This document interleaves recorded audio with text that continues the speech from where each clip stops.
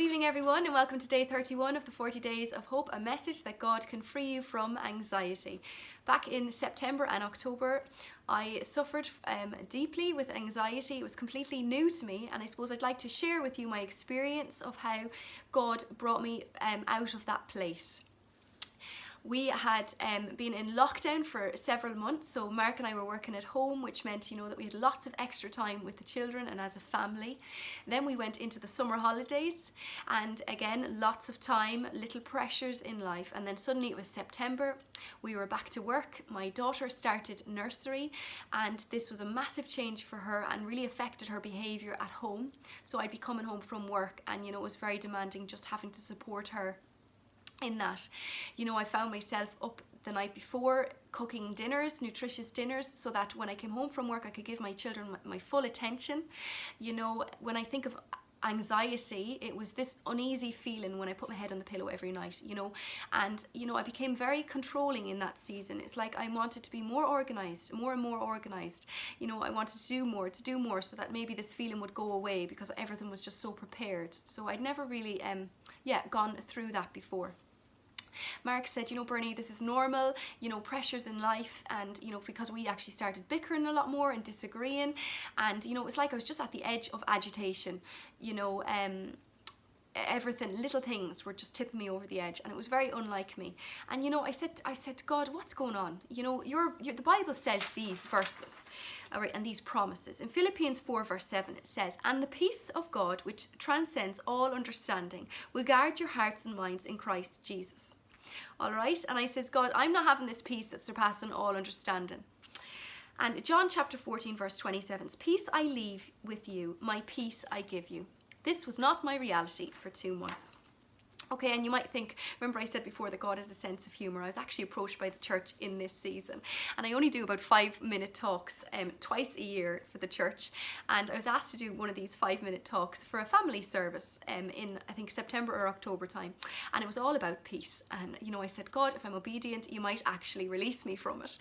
But no, I still was in that season arguing and wrestling with God, saying I really want this peace, persevering in prayer. I even bought this book, Peace with God by Billy Graham, and I still didn't get these answers. So this is where I was at. And then our leaders in our church actually recommended that our home groups read this book together called The Ruthless Elimination of Hurry. And through this book, God gave me a much richer understanding of 2 verses in the Bible. And by applying these to my life, I can honestly say that God's rid my life of anxiety. So I'd like to share them with you. And even if you're a non-Christian, I think you could really benefit from this lesson that the Bible teaches us. And the first one is related to one of the commandments. And God, in the list of all the rules he wanted humanity to follow, and it was just 10 rules he gave them, trying to simplify it for us, he commanded us to actually rest 1 day out of 7. God designed our bodies, and he knows how they work, and he knows what they need. And this idea, I suppose, I thought it was kind of like an old tradition in the church. You don't work on the shops close, you don't work in these days. But God's been really teaching me, and I've been trying to have my own Sabbath, and I'll tell you what that looks like for me, and how that's really helped me in my life. So I suppose it's the idea now that once a week I will deliberately, put time aside to do something I enjoy, which is generally reading. I'm a bit of a nerd. It generally means that on this day of the week, it can change from week, but it means the house is just a mess. I have to let the housework go. If I want to rest, I can't keep on top of the house. I can't keep it to the standard I want. And I prayed God through that. I'm saying, I know I need rest, God, but you really need to help me just to not be bothered by the mess. And another thing is, through this rest, the Sabbath was designed that we'd actually focus our attention on God that day and focus on connecting with him that day. And in this season in September and October time, my life was I was so busy and in a hurry to get all these jobs done and to keep the standard in my life, that I wasn't spending intentional time with God. God's been teaching me that prayer and intentional time with him, it's a necessity. It's not an accessory in our lives if we want to live with the promises in the Bible. Now before that, obviously I'd been praying, as you know, I might pray in the car or pray as I'm doing things, but in that season I was just praying in those times, and I was only praying when I put my head on the pillow. I wasn't having intentional time aside with God. And that's the time I'm talking about. So through having a day of rest a week, putting and obviously it's different being a mum. Mark and I have different days, and it wouldn't be the full day. We just learn to intentionally try to rest. And the other verse that this book, I suppose, pointed out and gave me more understanding of was from Matthew. And I'd just like to read that out to you there. So it's Matthew chapter 11 verse 28. Come to me, all you who are weary and burdened, and I will give you rest. Take my yoke upon you and learn from me, for I am gentle and humble in heart, and you will find rest for your souls. For my yoke is easy and my burden is light. And it says at the end, my yoke is easy. I just want to read the commentary in my Bible so you understand what that word yoke means.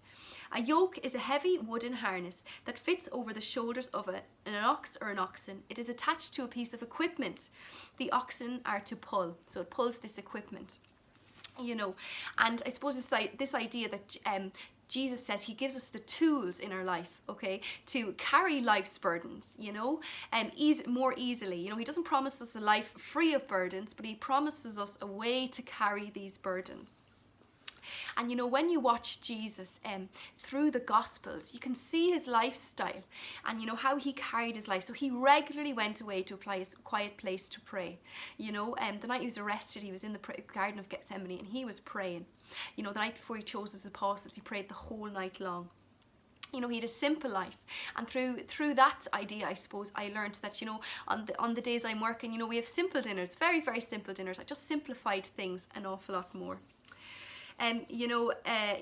So another thing that this book actually spoke about, which I thought was a really good idea for the world that we live in today, I suppose, is how our phones can make us more busy. And I didn't realise this, that the phone, in a sense, makes my mind busy. I'm checking the news, I'm checking messages, thinking, I should really do this.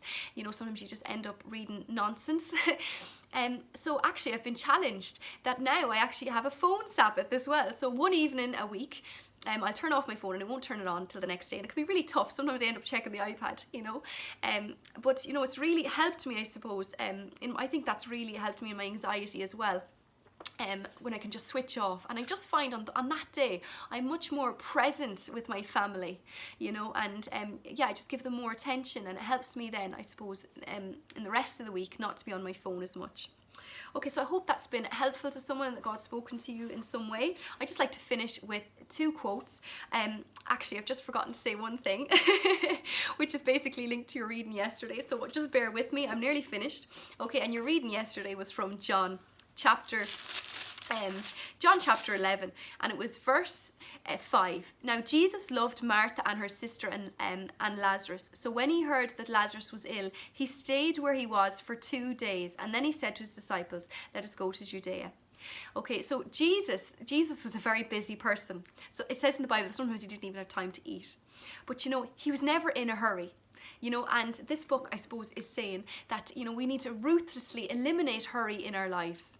Jesus had time for everyone, and even in this case, his friend was very ill, and he didn't arrive to him until he was actually dead. Lazarus was dead in 4 days in the tomb, but Jesus wasn't in a hurry. He knew God's will.